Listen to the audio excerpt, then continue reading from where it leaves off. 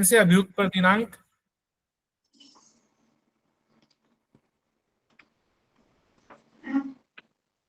चलिए, जो भी लोग नए जुड़े हैं सबको मैं बता दूं कि अभी स्क्रीन पे मैं आपको पैसेज दूंगा, उस पैसेज को आपको फटाफट अनुवाद करना है। आपके पास मात्र 10 मिनट का समय है पूरे पैसेज को अनुवाद करने के लिए।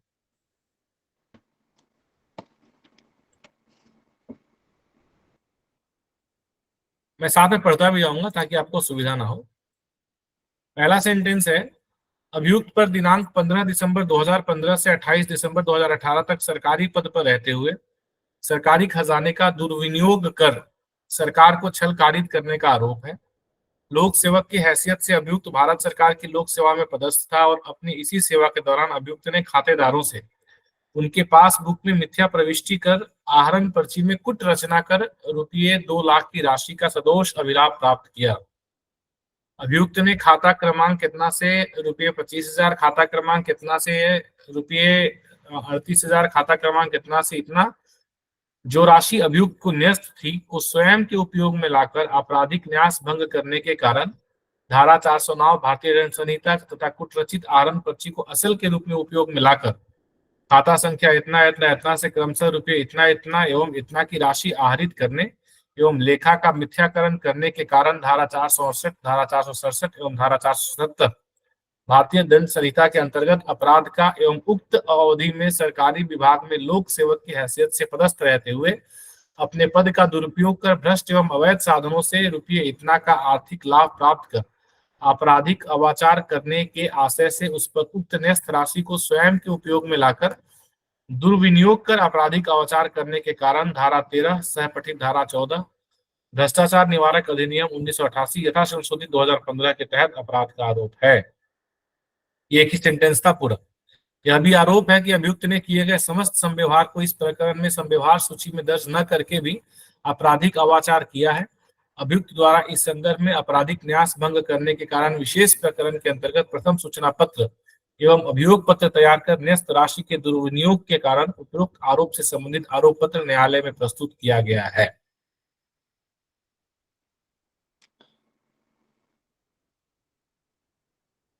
चलिए,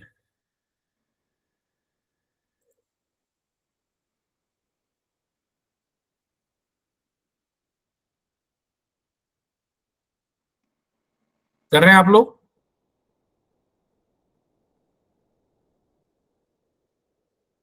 ओके।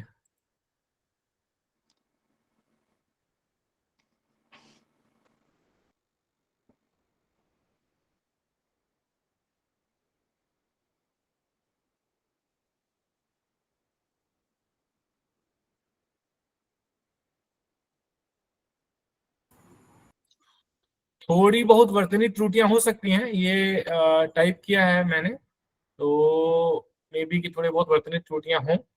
उसको आप लोग मतलब रिफाइन नहीं किया है, केवल टाइप ही कर दिया, तो उसको आप लोग इग्नोर करिएगा।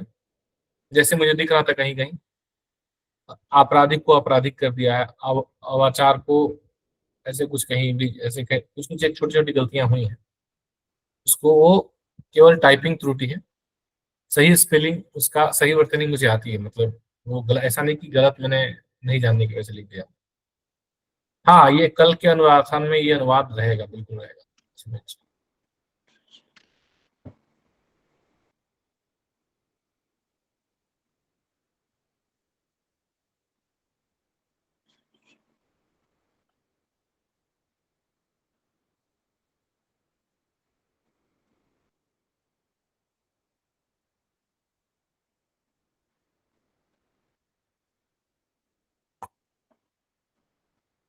देखिए, हालांकि अब इस तरह की भाषा का प्रयोग कम किया जाता है, परंतु जहां परीक्षा में केवल उद्देश्य ये ना हो कि आपकी जानकारी जांचना, उससे ज्यादा बड़ा उद्देश्य ये हो कि कैसे जो है एलिमिनेट किया जाए, तो वहां पे हम कुछ कह नहीं सकते। पहली बात तो ये इस तरह के शब्द जो हम आज इस पैसेज में अभ्यास करेंगे। दूसरी बात ये कि जो लंबे पैसेज की हम बात करते हैं ना, वो जो हमें जैसे डराता है, तो कोर्ट की भाषा में नॉर्मली लंबे माफ कीजिएगा वाक्य की बात कर रहा हूँ, पैसेज नहीं। तो कोर्ट की भाषा में सामान्य तौर पर बड़े लंबे वाक्य लिखे जाते हैं। जैसे एक वाक्य जो मैंने अभी आपको बताया बहुत ही लंबा है, पर इस तरह के मतलब ये इतना लंबा वाक्य देने के पीछे मेरी मंशा ये है कि लंबे वाक्यों को देख करके आप लोग परीक्षा में परसों घबराएंगे नहीं। लंबे वाक्यों में से कोई फर्क नहीं पड़ता है, आप लंबे वाक्यों को तोड़ सकते हैं, वो मतलब वो क्षमता भी आपके पास में है और ऐसा करने की ऑथोरिटी भी आपके पास में है।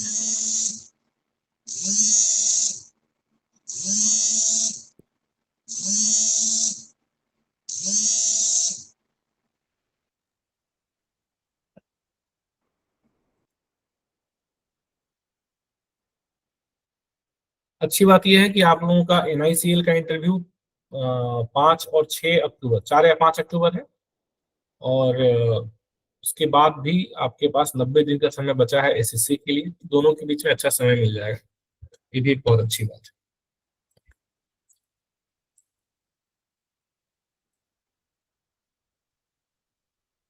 चलिए, तो ठीक है, अभी आप लोग छोड़ दीजिए, इसे आप लोग बाद में करिएगा, हम लोग करके एक बार देखते हैं on screen.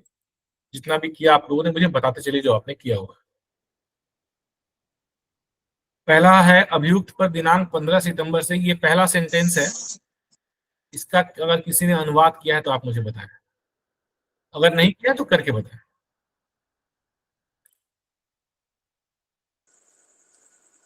Good evening sir. Sir मैंने बनाया the accused of cheating the government by misappropriating government treasury while on the government post from 15th December 2015 to 20th December 2018. Very good, बहुत बढ़िया। तो क्या नाम बताया आपने अपना? सर ज्योति। ज्योति, आपने ये जो अनुवाद किया इसमें सारे शब्द आपको आ रहे थे कि आपने कहीं से देखा शब्द का मतलब? सर जब आपने भेजा था थोड़ा टाइम लगा सर सोचने में, देखा नहीं मैंने सर। ठीक है, तो इसमें बस मुश्किल कुछ भी नहीं है, बस विशेष मुश्किल ये है कि एक शब्द आया दुर्विनियोग। दुर्विनियोग का क्या होता है हिंदी अंग्रेजी? मिसअप्रोप्रिएटिंग। मिसअप्रोप्रिएशन। ठीक, तो इसको सर वर्ड आपने का तो नहीं आ रहा था, लेकिन वाक्य पढ़ के थोड़ा समझ में आ रहा था कि हाँ ये हो सकता। हाँ, तो इसने मिस एप्रोप्रिएशन हो जाएगा दुर्विनियोग का, और छलकारित करने का मतलब चीट। चीट मतलब छलकारित हो जाएगा। तो अगर इतना आपको आता है तो फिर ये वाक्य बनाने में कोई दिक्कत नहीं आएगी। ठीक है, और किसी ने बनाया है ज्योति के अतिरिक्त? क्या होगा?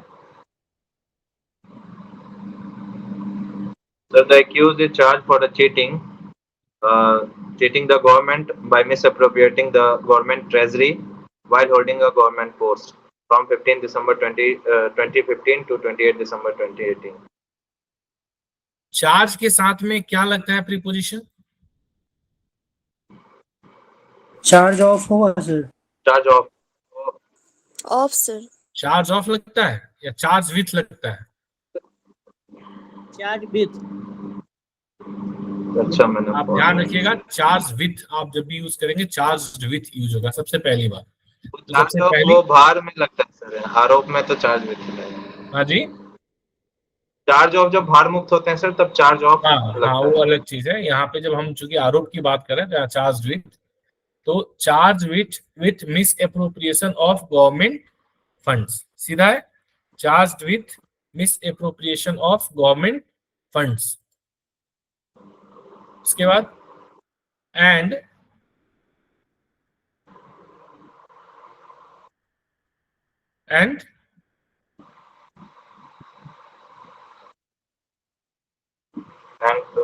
छलकारित करने का आरोप है तो cheating the government while holding a government post from so and so. ठीक है, तो ये आपका पहला सेंटेंस बन जाएगा। ठीक है, चीटिंग। इसके लिए एक और भी आप लोग वर्ड यूज कर सकते हैं, चीटिंग सही है, उसके लिए एक आप लोग और भी वर्ड यूज कर सकते हैं, डिफ्रॉडिंग, मतलब फ्रॉड करना, डिफ्रॉडिंग, ये शब्द भी इसके लिए आएगा, छलकारित करने। दूसरा सेंटेंस है लोक सेवक की हैसियत से अभियुक्त भारत सरकार की लोक सेवा में पदस्थ था और अपनी इसी सेवा के दौरान अभियुक्त ने खातेदारों से उनके पासबुक में मिथ्या प्रविष्टि कर आहरण पर्ची में कुट रचना कर 2 लाख की राशि का सदोष अभिलाभ प्राप्त किया।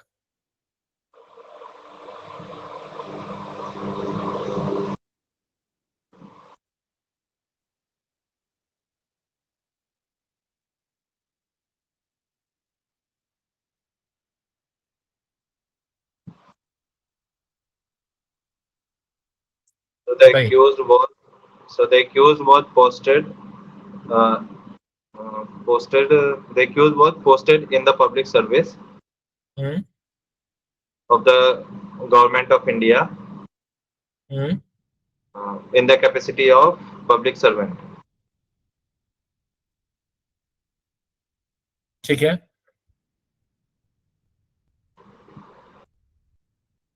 इतना नहीं लिखना है। वाज पोस्टेड एज अ लोक सेवक की हैसियत से भी भारत सरकार की लोक सेवा में पदस्थ था। The accused was posted as a public servant in the public services of government of India या in the Indian government public services. बस ठीक है, कैपेसिटी ऑफ की कोई जरूरत नहीं है, हैसियत कोई जरूरत नहीं। सर पोस्टेड हैसियत एज कितना बोल है? दिया आपने तो एज ने हैसियत बना दिया, आज का प्रयोग हैसियत की अपने सर। बस एज कर दिया, हो गया। अननेसेसरी वर्ड्स निकालने हैं आपको। तो ये पहला पार्ट आपका यहाँ तक बन गया है ना। क्या था कि the accused was posted as a public servant in Indian government public services and अब बताइए।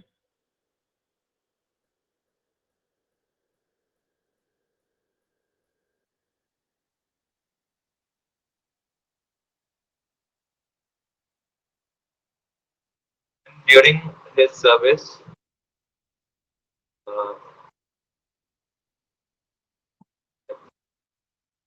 ठीक है, एंड ड्यूरिंग द सर्विस या ड्यूरिंग हिज सर्विस या ड्यूरिंग दिस पीरियड भी लिख सकते हैं, कोई जरूरी नहीं है कि आप शब्द से अनुवाद ही करें। इसमें ड्यूरिंग दिस पीरियड भी आप लिख सकते हैं। ड्यूरिंग दिस पीरियड एक्यूज्ड क्या किया,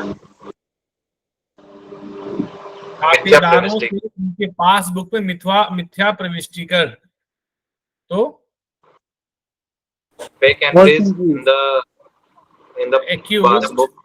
made false entries False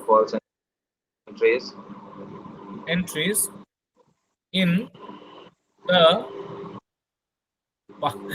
मेरा राइटिंग आप लोग समझ नहीं पा रहे होंगे, लेकिन आप लोग मेरी बात सुनते रहिए। Passbook of the account holder, ठीक है। या अकाउंटी सर, अकाउंटी होता है, हाँ आप लिख सकते हैं, ठीक है। हो गया कर, फिर आहरण पर्ची में कुट रचना कर एंड आहरण पर्ची में कुट रचना कर। विड्रॉल रिसिप्ट होता है सर आहरण पर्ची। हाँ, forging the withdrawal slip thereby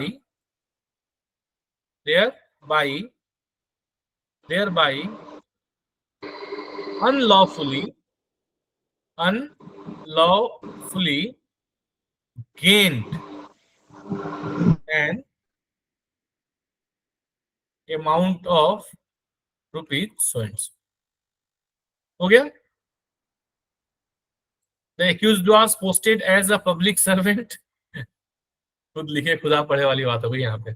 The account was posted as a public servant in Indian government public services and during this period, accused made false entries in the passbook of the account holders and forging the withdrawal slip, thereby unlawfully gained an amount of रुपये जितना रहता है। तो इसको हम ऐसे भी कर सकते हैं, ये तो हमने जैसे सेंटेंस चला वैसे हम चलाते गए और थोड़ा सा हमने इसको लास्ट में ट्विस्ट करके हमने लिख दिया, ग्रामेटिकली गलत भी नहीं है, पर इसको हम इस प्रकार से भी लिख सकते हैं कि during this period accused unlawfully gained an amount of rupees इतना by making false entries in the passbook of the account holders and forging the withdrawal slips। तो फिर आपको thereby की का प्रयोग करने की आवश्यकता नहीं पड़ेगी। ठीक है, तो इस तरीके से भी इसको बना सकते हैं। आगे बढ़ते हैं, और यहाँ पे जैसे हमने, अब चूंकि बहुत लंबा सेंटेंस था तो अच्छा, एग्जाम में क्या रहता है, सेंटेंस तो लंबा होता है, उसके साथ में एग्जाम के टाइम का भी प्रेशर आपके ऊपर होता है कि उसी टाइम में आपको करना है। तो अनुवाद में ये दिक्कत आती है लंबे सेंटेंस में, तो हमने क्या किया कि हम इसको हिंदी के शब्द के साथ में ही करते गए क्योंकि बनता गया, और लास्ट में हमने देयर बाय लगा करके अनलॉफुली गेन्ड वाला जो वर्ब पार्ट है उसको हमने यहाँ पे, है ना, उसको रख लिया। तो ये हो गया तो भाई ये किया देयर बाय, इसके चलते unlawfully gained an amount of rupees इतना है। अभियुक्त ने खाता क्रमांक इतना से इतना, खाता क्रमांक इतना से इतना, इतना से इतना जो राशि अभियुक्त को न्यस्त थी। अब ये बहुत लंबा सेंटेंस है, बहुत लंबा, तो चलिए बनाइए आप लोग, यहां से शुरू कीजिए। थी को स्वयं के उपयोग में लाकर आपराधिक न्यास भंग करने के कारण धारा 409 भारतीय दंड संहिता तक कुट रचना में, थोड़ा इसको छोटा करता हूं ताकि आप लोग पढ़ने में आसानी रहेगी। ये पूरा एक ही सेंटेंस है।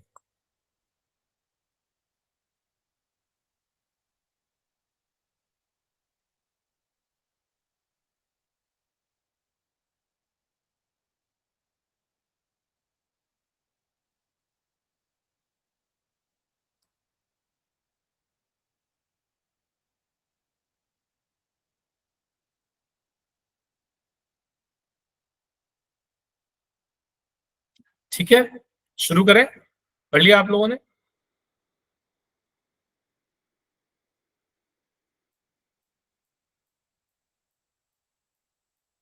अरे हाँ या ना तो कुछ बोलिए।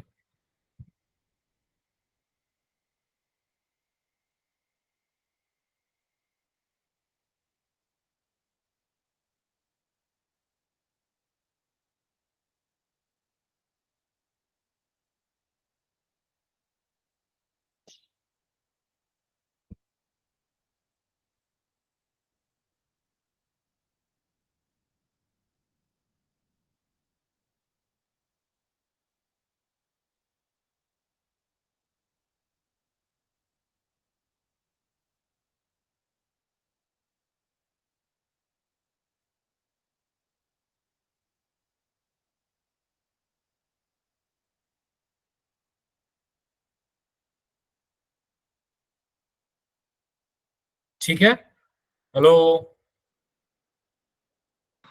जी सर। क्या आप लोग स्टेट ऑफ शॉक में चले गए हैं क्या पढ़ के? सर हो ही नहीं पाया, बहुत लंबा। तो लास्ट में अभियुक्त ने और वो आरोप, अपराध का आरोप लगाया, यहाँ से स्टार्ट करें तब थोड़ा सा कुछ समझ में भी आ रहा। देखिए अपराध इस तरह का जब लंबा सेंटेंस आपके पास में आया ना, तो आप पूरा सेंटेंस एक साथ पढ़ करके और पूरा सेंटेंस का एक साथ बनाने का प्रयास करेंगे तो नहीं होगा। तो इसको आप छोटे छोटे टुकड़ों में बनाइए। जैसे अभियुक्त ने खाता क्रमांक इतना से इतना, खाता क्रमांक इतना से इतना, खाता क्रमांक इतना से इतना जो राशि अभियुक्त को न्यस्त थी, ठीक है, वो स्वयं के उपयोग में लाकर आपराधिक न्यास भंग करने के कारण, यहाँ तक इसको रखिए और यहाँ तक हम बनाने का प्रयास करते हैं। अभियुक्त ने खाता क्रमांक इतना से इतना, इतना से इतना, इतना से इतना जो राशि अभियुक्त को न्यस्त थी। तो हम क्या करेंगे, सीधे यहाँ से accused, accused, accused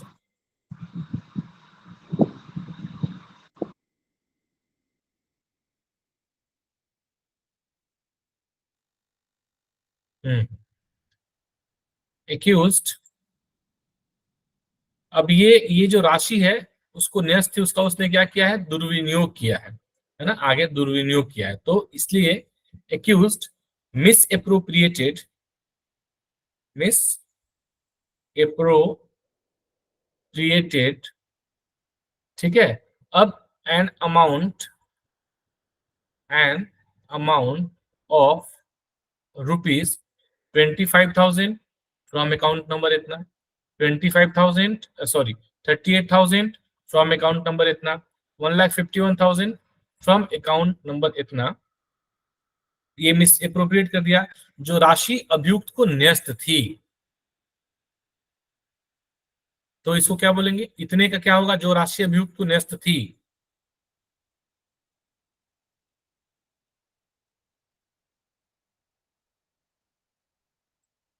the amount तो हमने कर दिया, एन अमाउंट हमने ऑलरेडी कर दिया, अमाउंट दोबारा करने की जरूरत नहीं है। एन अमाउंट ऑफ रुपये जितना है इतना, प्रविता इतना। तो ये अमाउंट क्या था, विच वेयर, ये अमाउंट्स की बात हो रही है, विच where entrusted to the accused को न्यस्त थी, वो स्वयं के उपयोग में लाकर आपराधिक न्यास भंग करने के कारण, तो misappropriated for what, for on use, स्वयं के उपयोग में लाकर आपराधिक न्यास भंग करने के कारण, तो इससे क्या हुआ, for on use, thereby committing a criminal breach of trust। सारे बहुत इंपॉर्टेंट वर्ड से आप लोग नोट कर लीजिएगा। क्रिमिनल, जिनको आता हो बहुत अच्छी बात है, नहीं आता जरूर नोट कर लीजिएगा। क्रिमिनल ब्रीच ऑफ ट्रस्ट मतलब, क्रिमिनल ब्रीच ऑफ ट्रस्ट का मतलब क्या हुआ, आपराधिक न्यास भंग करने के कारण। तो अब आपका यहां तक बन गया ये। अब धारा 409 इतना इतना हमें तथा, ठीक है, के कारण अब क्या होगा,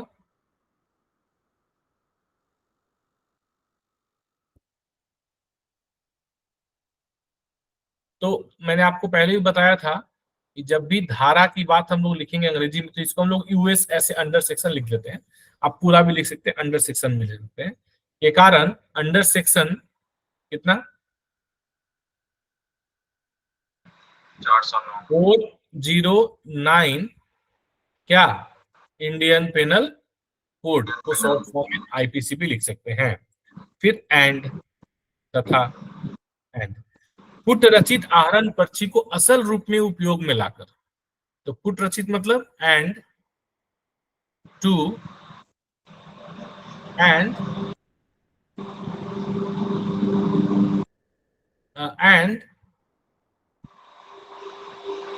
असल के रूप में उपयोग में लाकर, and by using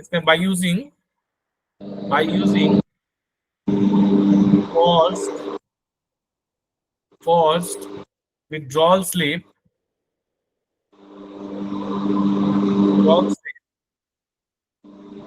as genuine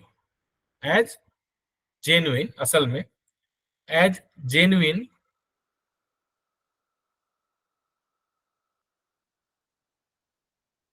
and falsifying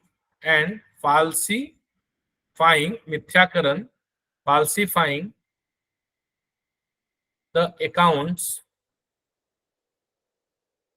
hence इसलिए withdrawing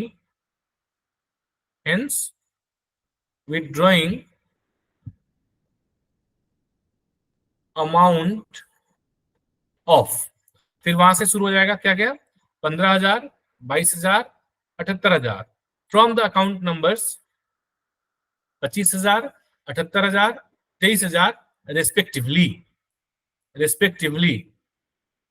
ठीक है।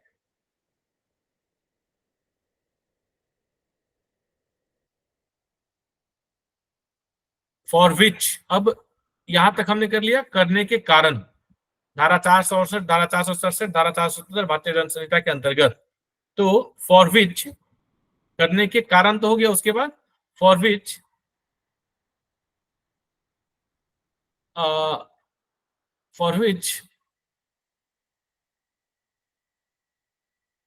धारा 468, 467 एवं 470 भारतीय दंड संहिता के अंतर्गत अपराध का, फॉर विच ऑफेंस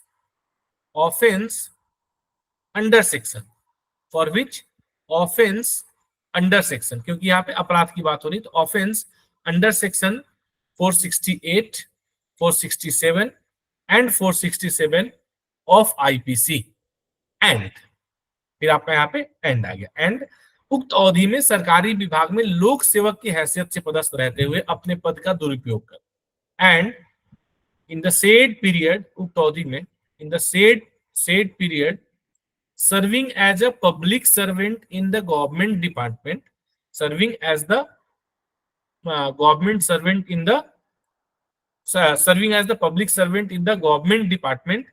अब बताइए, रहते हुए अपने पद का दुरुपयोग कर भ्रष्ट एवं अवैध साधनों से, ये तो आप लोग बता सकते हैं।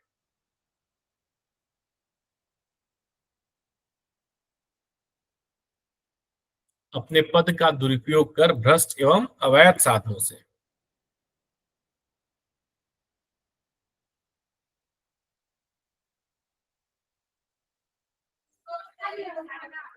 तो क्या बोलते हैं दुरुपयोग को?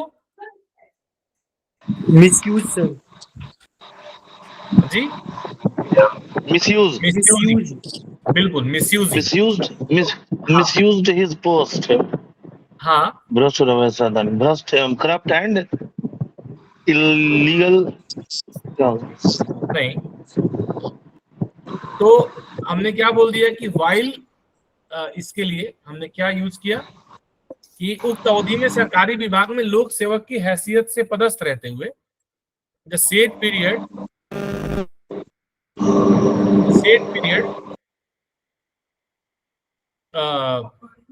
serving as a public servant in a government department, misused his post या पोजीशन, जो भी बोल लीजिए, पोस्ट या पोजीशन दोनों में कुछ भी कह सकते हैं, misused his position to gain a financial benefit,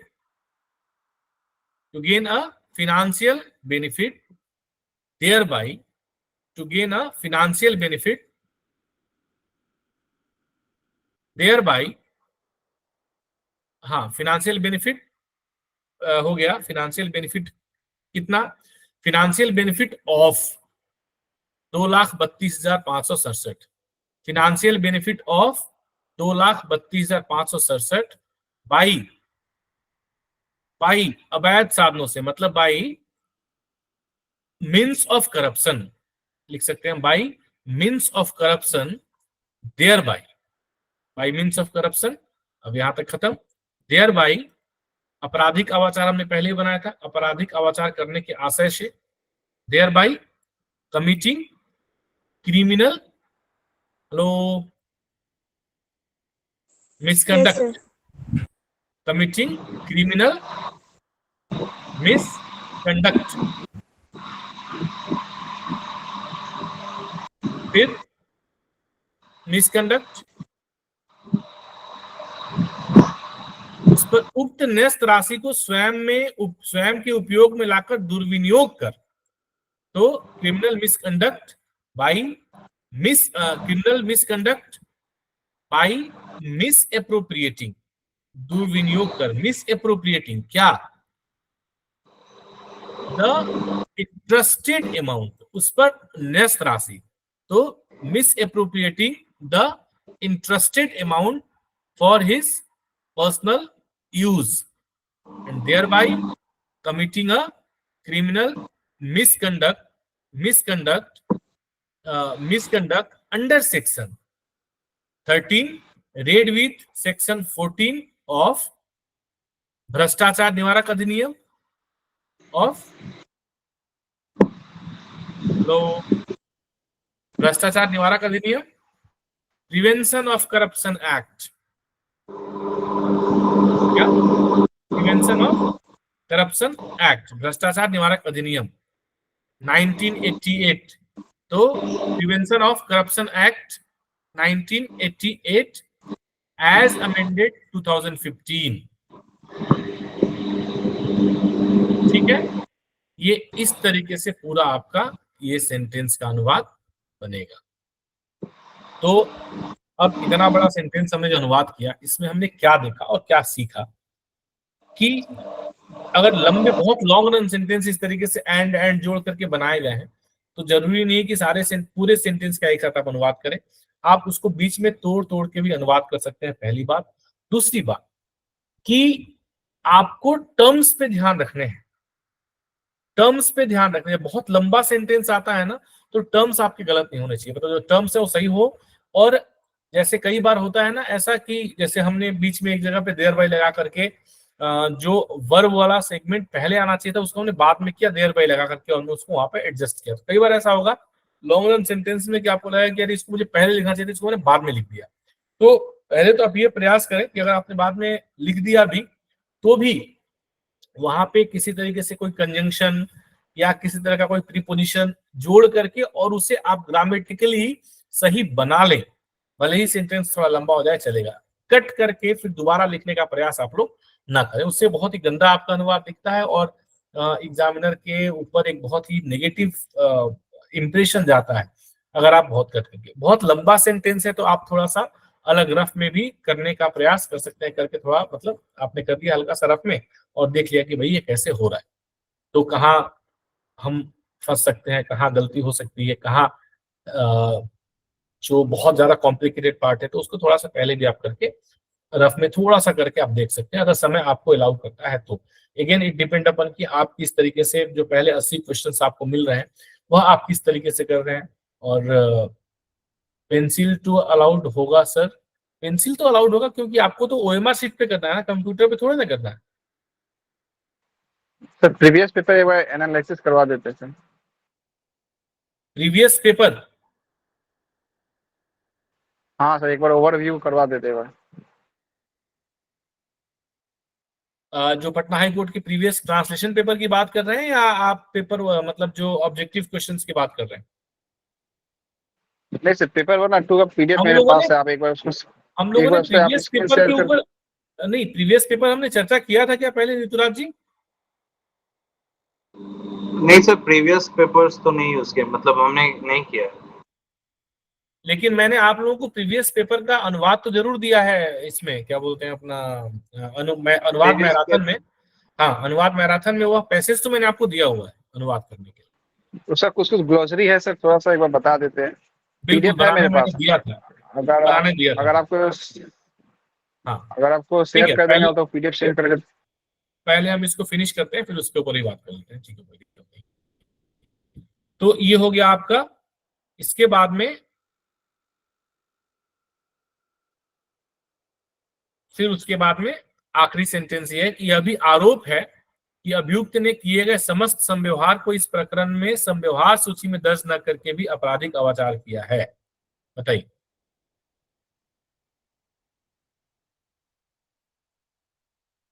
ये जो पैसेज है, ये पैसेज में आप लोगों के कल वाला जो आपका अनुवाद मैराथन का कल का असाइनमेंट है उसमें ये पैसेज रहेगा। अभी तो मैंने आपको ऐसे ऑन स्क्रीन बता दिया, लगभग सारे शब्द आपको समझ में आ गए। कैसे करना है मैंने ये भी मोटे तौर पे आपको बता दें कि कैसे कैसे बीच बीच से तोड़ करके आप इसको एक फ्लो में भी कर सकते हैं। ऐसे बड़े बड़े सेंटेंस को बिल्कुल जैसे हम लोग ने पहले अभ्यास किया है कि नहीं, हम वर्ब को उठा करके बीच में लेकर के आ जाएंगे, फिर बाकी सबको जो है लास्ट में लेकर के चले जाएंगे, बिल्कुल करना है। लेकिन इस तरह के लंबे सेंटेंस में आपको फ्रैगमेंट बना बना करके करेंगे तो ज्यादा बेहतर रहेगा। ठीक है, चलिए, तो ये मैं डाल दूंगा, तो कल आप लोग इसको जरूर बना करके ही मतलब बना लीजिएगा एग्जाम से पहले। ये वाला जो आपका थोड़ा सा मतलब ब्रेनस्टॉर्मिंग होगा ना इस तरह के पैसेज पे, ये आपके लिए बहुत फायदेमंद रहेगा एग्जाम के लिए। अनुवाद भी एक ऐसी चीज है कि जब आप एक बार अनुवाद में आपका मतलब आप करने लग जाते हैं ना और आप एक रिदम पकड़ लेते हैं तो फिर अनुवाद आपका आसानी से होने लगता है। आप कभी अनुवाद अगर लंबा अनुवाद करने बैठे हैं तो पहले 2 4 5 पंक्तियों में थोड़ी मुश्किल होती है, क्योंकि क्या होता है कि वो भाषा के बीच में कोऑर्डिनेशन बनाते बनाते बनाते थोड़ा समय लग जाता है। एक बार जब आपने कर लिया ना, उसके बाद फिर वो स्पीड बढ़ जाती है अपने आप अनुवाद की।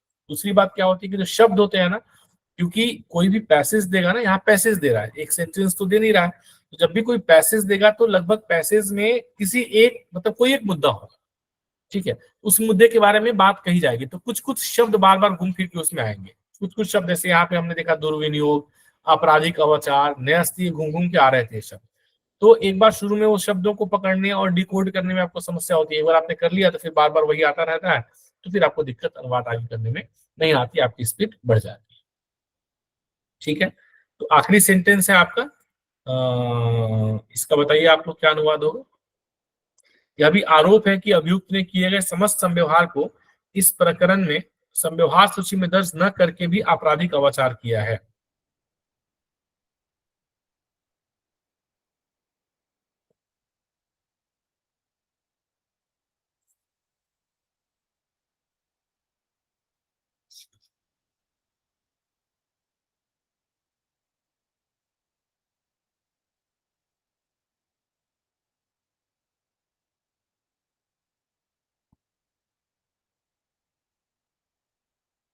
नहीं हो रहा है?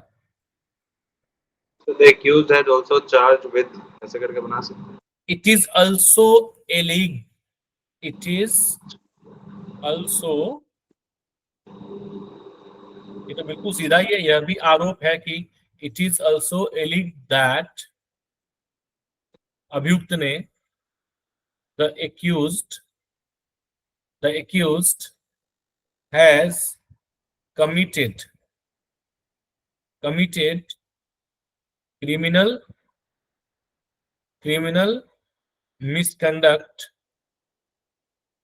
misconduct का है भाई, क्यों किया? by not making entries of all the transactions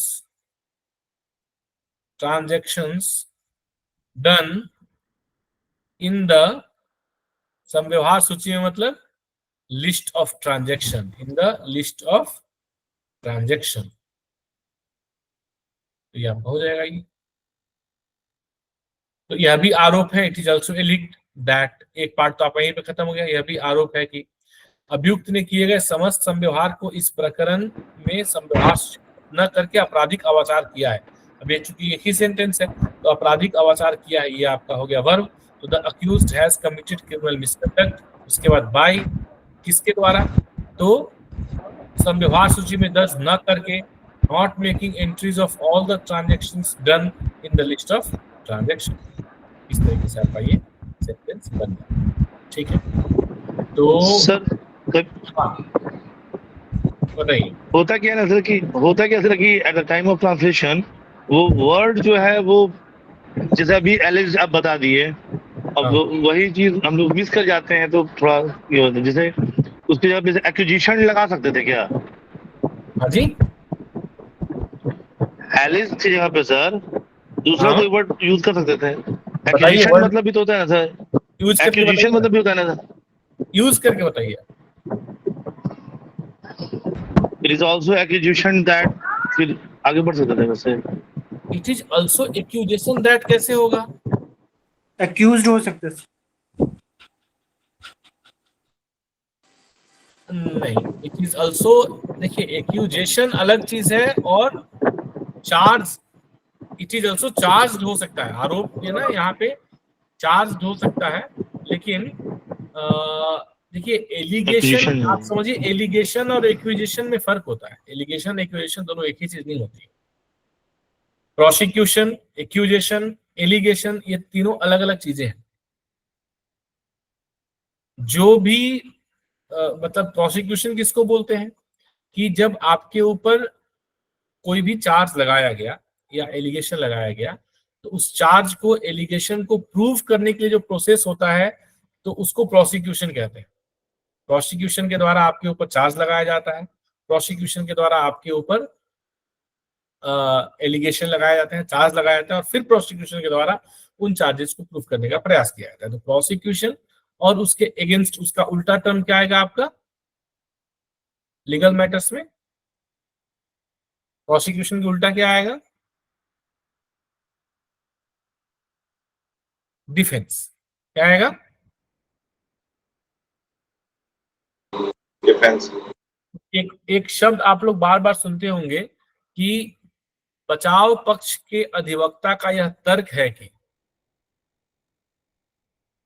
तो ये मान लीजिए शब्द आ गया बचाव पक्ष के अधिवक्ता का यह तर्क है कि, तो क्या लिखेंगे आप?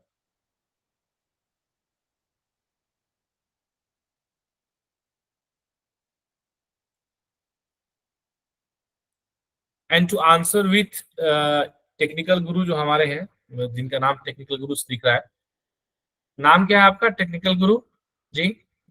टेक्निकल गुरु जी सर हाँ जी? जमाल। अरे जमाल जी, ओके। जमाल। अच्छा जमाल जी। तो जमाल जी जैसे जो प्रश्न कर रहे हैं, तो क्या था प्रश्न? वो सर हाँ, word to answer proper with नहीं his आता है question, ध्यान yes. में। To answer with his question कि अगर शब्द आपके ध्यान में नहीं आए, है ना, लेकिन नहीं आए जब शब्द, ये मैं बिल्कुल मानता हूं कि कई बार जैसे आज ही ऐसे ही एक शब्द आ गया, उसमें शब्द आ गया गड़बड़ी। क्या शब्द आ गया? गड़बड़ी सर। गड़बड़ी। अब गड़बड़ी तो हम लोग बहुत यूज करते हैं, गड़बड़ी। अब क्या होगा गड़बड़ी का अंग्रेजी?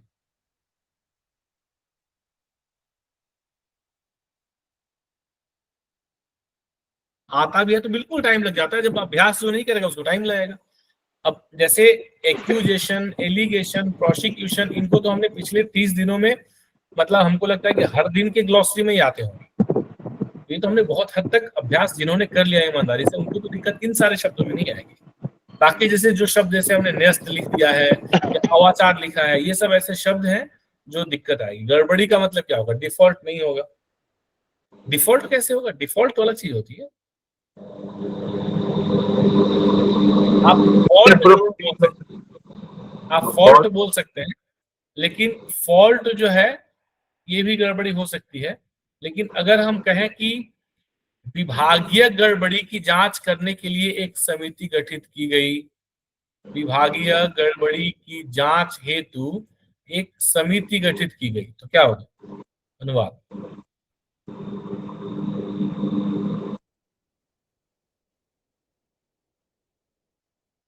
Committee has been situated for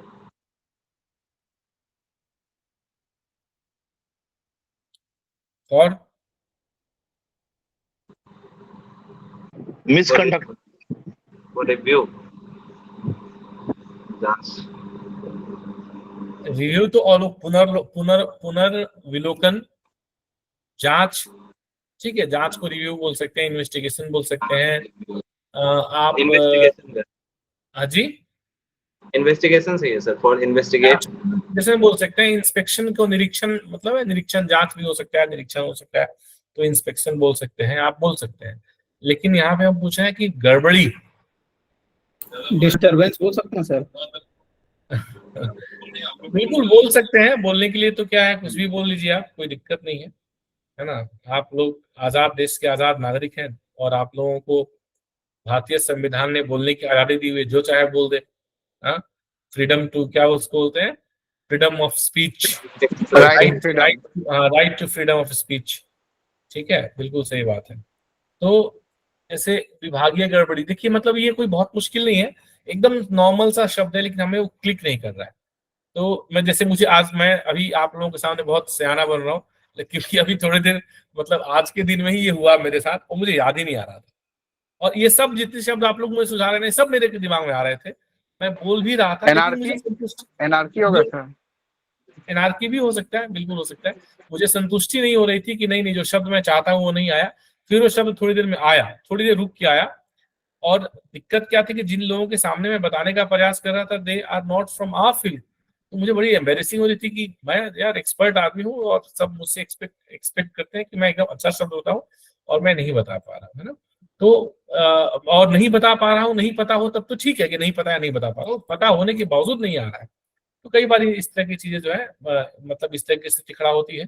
irregularities जो है डिपार्टमेंटल गड़बड़ियों के लिए एकदम सही सटीक शब्द आप इसमें यूज कर सकते हैं, इरेगुलरिटीज जो है शब्द यूज कर सकते हैं। वैसे ही एक शब्द मान लीजिए आ गया reply, reply of the same to be filed at the earliest.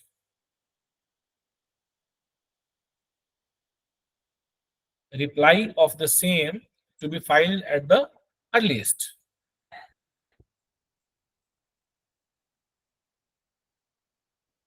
जल्द से जल्द इसका जवाब फाइल करें या फिर दर्ज करें। ठीक है, जवाब ठीक है। और कोई शब्द आप लोग, जवाब ठीक है, जवाब मतलब में कुछ गलत नहीं है, लेकिन कई बार ऐसा लगता है कि क्या रिप्लाई की जगह पे जवाब लिखना उतना उचित रहेगा, जैसे जवाब के लिए तो आंसर हो गया, तो उन्होंने आंसर क्यों नहीं लिखा, रिप्लाई क्यों लिख दिया? मतलब इंग्लिश में it could have been written ना कि आंसर, इसका मतलब please file the answer as soon as possible, why is it reply? तो गलत नहीं है, जवाब लिख दिया आपने, आपको बिल्कुल पूरे नंबर मिलने चाहिए।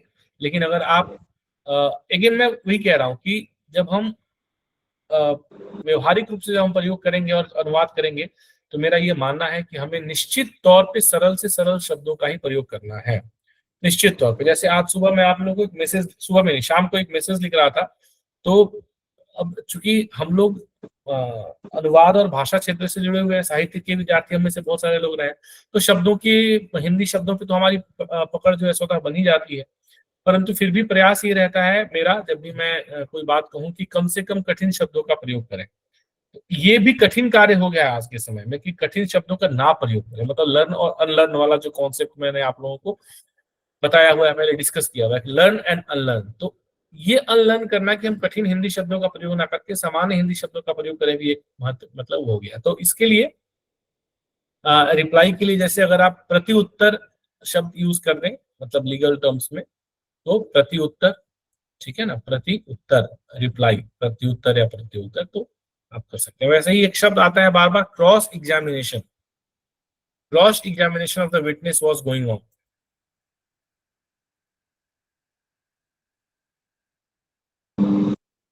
क्रॉस एग्जामिनेशन तो सर प्रति परीक्षा ही बोलते हैं।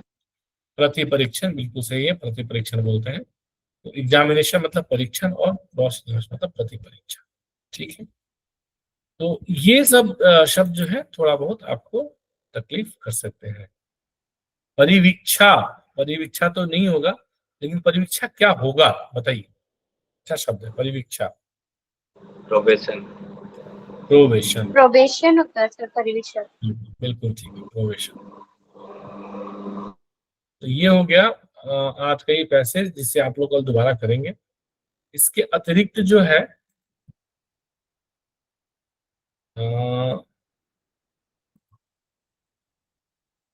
इन्होंने अपने जमाल जी ने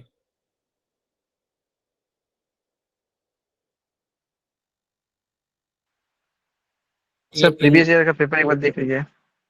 हाँ हाँ बिल्कुल, मैं वही देख रहा हूँ, आपने मुझे प्रीवियस ईयर का पेपर भेजा हुआ है, मैं बिल्कुल देख रहा हूँ। तो ये आप सबके पास उपलब्ध है ये पेपर प्रीवियस ईयर का? स्क्रीन जी शेयर सर, करके अभी भी हो सकता है।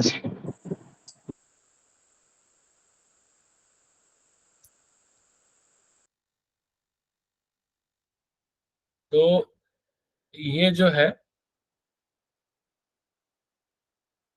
सेक्शन ए में no sooner did the match begin dash the rain started.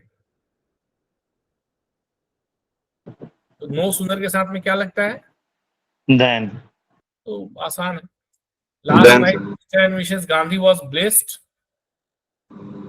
with with sir, blessed with, ठीक है। उसके बाद एक पैसेज दिया है, पैसेज के ऊपर बेस्ड आपके 5 कितने, 3 4 5 और 6। यहाँ स्टेट्समैन का मतलब पूछा है, स्टेट्समैन का गिवन पैसेज के आधार पर क्या मतलब है, तो ये आपका प्रश्न है। उसके बाद में हम आ जाते हैं सिनोनिम्स एंड एंटोनिम्स में। ये तो मतलब फेवरेट टॉपिक कहे तो है क्वेश्चन सेट करने के लिए।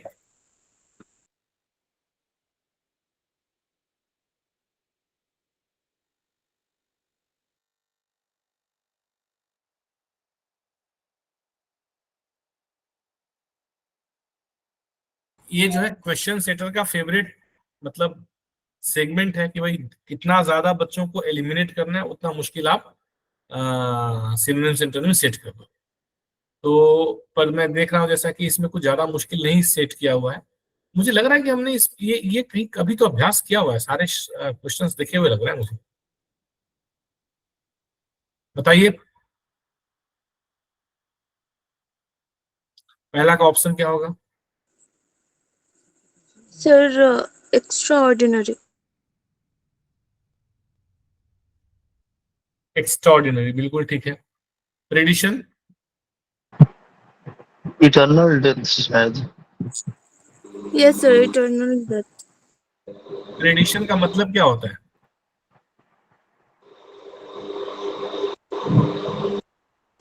विनाश, तबाही। प्रेडिशन?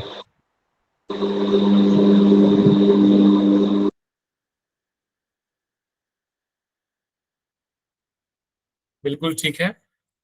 आगे जो है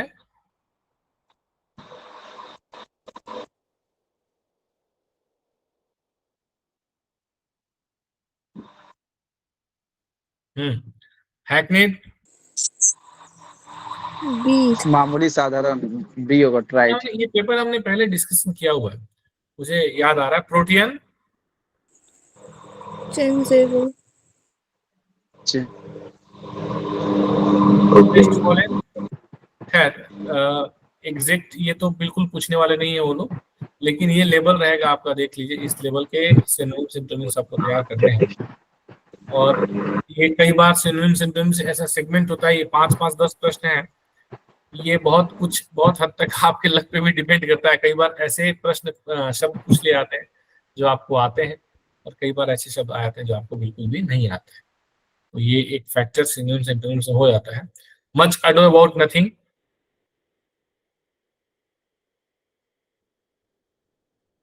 तो हो जाएगा sir, to make fuss. Much ado about nothing? खोदा पहाड़ निकले चुहिया वाले।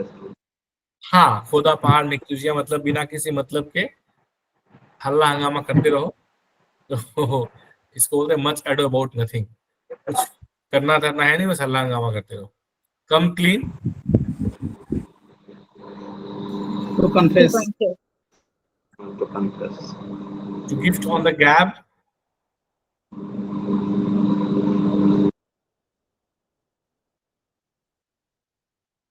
बापुनी, बोलने वाला।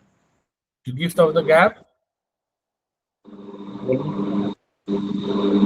Talking. Talent for talking persuasively. Talking. ठीक है, तो ये इस तरीके से आप देखिए 30 प्रश्न हैं यहाँ पे। आप लोग ये पीडीएफ जो है आप लोगों के पास निश्चित तौर पर होगा ही, होना भी चाहिए। और मैं इसे साझा भी कर दूंगा, अभी क्लास के बाद में आपके ग्रुप में डायरेक्ट साझा कर दूंगा, तो इसे आप लोग कर लीजिएगा। वैसे ही आपका हिंदी में आपने देखा, देखिए एक बहुत ही इंटरेस्टिंग सेगमेंट है। सिजोफ्रेनिया के 4 मीनिंग दे दी हैं, और ये पूछ रहा है कि कौन सा सही मीनिंग आप बताइए। आजकल इस तरह के प्रश्नों का बहुत चलन हो गया, विशेषकर भाषा संबंधित पदों के लिए। जितना भी मैं देख रहा हूँ एग्जाम्स में, इस तरह के शब्दों का प्रचलन बहुत बढ़ गया है कि जहाँ पे आप स्पेलिंग मिस्टेक्स करने की संभावना आपके लिए बहुत ज्यादा रहती है। ठीक है, कैमोफ्लेज और इस तरीके से आपका ये सिजोफ्रेनिया। हिंदी में भी आपका अनेक शब्दों के लिए एक शब्द के आपके 5 प्रश्न हैं, और मुहावरे लोकोक्तियों के लिए भी 5 प्रश्न हैं। उसके पश्चात वर्तनी के लिए आपके 2-3 क्वेश्चन दे दिया है। संधि और उपसर्ग, प्रत्यय, समास, समास और कारक। उसके बाद में आपका ये कॉम्प्रिहेंशन। तो इस तरीके से ये है। तो हाँ, इसके अतिरिक्त अमीय, पर्यायवाची, मृगेंद्र, अंबर, मतलब पर्यायवाची के भी आपके लगभग 2-2, 4 प्रश्न आपके यहाँ से बने। एक बार आप लोग इसको देख लीजिएगा। और उसी प्रकार से जनरल अवेयरनेस से संबंधित प्रश्न, तो जनरल अवेयरनेस से तो आपकी जनरल अवेयरनेस होनी चाहिए। हाल फिलहाल में क्या चल रहा है, देश में क्या हो रहा है, वो चीजें हमें पता होनी चाहिए। इस तरीके से आपका ये पेपर 1 है पूरा। पेपर 1 में जो पहला पोर्शन है, इसमें हमने इंग्लिश और हिंदी वाला पार्ट देखा है।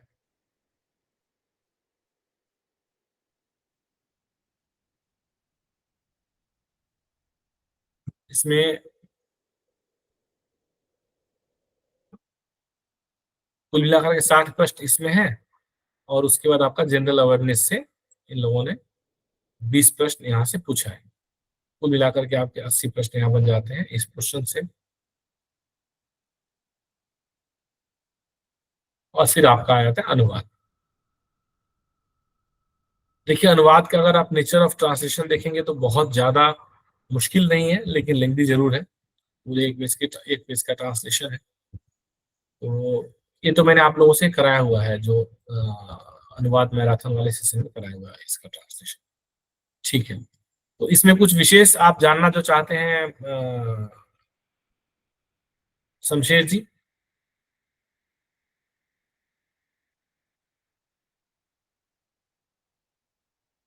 नहीं सर, कुछ नहीं, बस थोड़ा सा कुछ कुछ वर्ड था।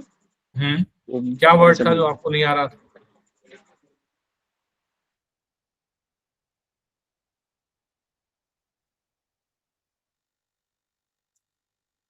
या आप लोगों को इसका पूरा अनुवाद चाहिए? आप लोगों ने तो अनुवाद किया है इसका, ये तो पैसेज मैंने आपको दिया था अनुवाद करने। ठीक है, कोई बात नहीं है। अगर जो भी शब्द नहीं आ रहे हैं आपको, या आपको लग रहा है कि नहीं ये मुश्किल हो रहा है, तो शब्द आप ग्रुप में डाल के पूछ सकते हैं, मैं या कोई भी साथी उसका रिप्लाई दे देंगे। ठीक है, लेकिन ये बहुत अच्छा इन्होंने किया कि इन्होंने एक ये टॉपिक को छेड़ा, और हमने इसी बहाने एक बार पेपर का स्वरूप सबने ऑनलाइन देख लिया कि पेपर ऐसा हमारा कल को दिखने वाला है। 80 और आपका ये 120 यानी कि 200 प्रश्न, 200 नंबर का जो ये हमारा पेपर रहेगा वो ऐसा दिखने वाला है। ठीक है, तो परसों परीक्षा है, और मुझे लगता है कि ज्यादातर लोगों को बहुत दूर ट्रेवलिंग नहीं करनी होगी। मतलब पटना में ही सेंटर, पटना में दिया, पटना से बाहर भी दिया हुआ है? पटना में ही है सर। पटना में सेंटर है। ठीक, एक सेंटर एक शिफ्ट। अच्छा, ओके, ठीक। चलिए, तो परसों के इस एग्जाम के लिए आप सभी लोगों को ढेर सारी बधाई।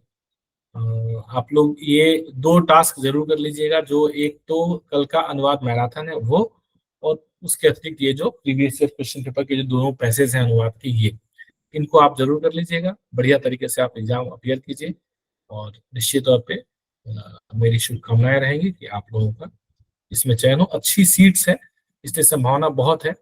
अनुवाद पे थोड़ा सा आप लोग ध्यान फोकस रखिएगा, समय पे फोकस रखिएगा। ऐसा ना हो कि एक ही में आप ज्यादा समय दे दें और दूसरे में जो है आप समय ना दे पाए और आधा। देखिए, अगर आपने पूरा पूरा अनुवाद दोनों कर दिया तो आपके बहुत हद तक चांसेस बन जाएंगे, क्योंकि चूंकि लंबा लेंथी पैसेज है तो हो सकता है कि बहुत लोग पूरा कर ही ना पाए।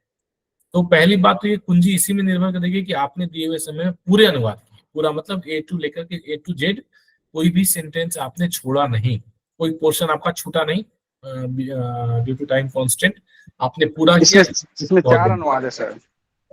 हाँ सॉरी, 30 चौका 120, 4 अनुवाद है। करेक्ट करेक्ट, बिल्कुल 4 पैसेज है। माफ कीजिएगा, मुझे बार बार एसएससी वाला हो जाता है, लेकिन 4 पैसेज है। तो इसमें ये एक्चुअली ये पैटर्न थोड़ा और, मतलब 4 पैसेज होना, ये पैटर्न थोड़ा सा और हमें हमारे लिए मतलब डिफिकल्ट हो जाता है, क्योंकि जब एक पैसेज आप करते हैं ना, तो पहले 2-3 सेंटेंस के बाद उस पैसेज का मूड आप समझ जाते हैं कि उसका मूड क्या है। तो फिर कई सारी चीजें आप मूड के हिसाब से लिखने लग जाते हैं और समझने लग जाते हैं। उसके शब्द भी और उनका अर्थ भी आपको ध्यान आने लगते हैं मूड के हिसाब से। पर जब आप 2 पैसेज दे दिया, 2 अलग अलग मूड के पैसेज दे देगा, तो हो सकता है कि एक जो है वो फिनेंशियल ऑफेंसेस से उठा के दे दे, एक सिविल मैटर्स का उठा के दे दे, एक जो है आपका इंडस्ट्रियल केसेस के बारे में कुछ दे दे। तो अलग अलग ऐसे करके कुछ भी दे सकता है। तो यहाँ पे उसके लिए स्कोप ज्यादा है, और आपका जो एक बार फ्लो बनेगा और टूटेगा, फिर दोबारा बनेगा, फिर टूटेगा, फिर तो 4 बार फ्लो आपको बनाना पड़ेगा। तो ये अगेन वही है, जब एलिमिनेशन करना है तो हमें इन सब चीजों को और इन ट्रिक्स को तो ध्यान में रखना ही है, और उसको ध्यान में रखते हुए क्वेश्चन सेट करना है। ठीक है, चलिए, तो आज के सेशन को हम यहाँ पे समाप्त करेंगे, और हम लोग फिर जो है कल सेशन नहीं है, परसों रात को 9 बजे हम लोग मिलेंगे, जिसमें कि हम इंटरव्यू को लेकर के, अभी तो जैसे इंटरव्यू ऑलरेडी चल ही रहा है यूपीएससी का, परंतु यूपीएससी के इंटरव्यू में और बैंकिंग और फिनांस सेक्टर के द्वारा जो इंटरव्यू लिया जाता है, जैसे आईबीपीएस लेता है या फिर इस तरह की जो भी इंश्योरेंस कंपनीज है, तो उनमें क्या बेसिक अंतर होता है या हो सकता है, प्रश्नों में क्या अंतर हो सकता है और किस तरह के प्रश्न पूछे जा सकते हैं और उनका जवाब हमें कैसे क्राफ्ट करना है, इंश्योरेंस से रिलेटेड जो भी डाउट्स आपके हैं।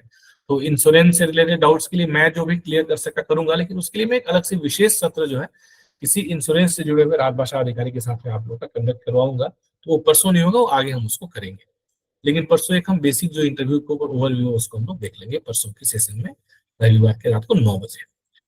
So thank you so much, all the best. किसी का कोई प्रश्न हो तो अगले 1 मिनट में पूछ सकते हैं, उसके बाद सेशन को हम खत्म करेंगे।